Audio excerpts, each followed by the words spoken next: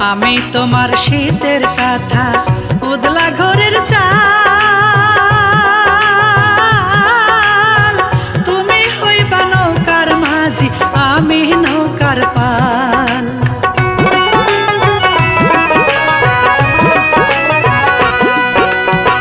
তুমি আমার শীতের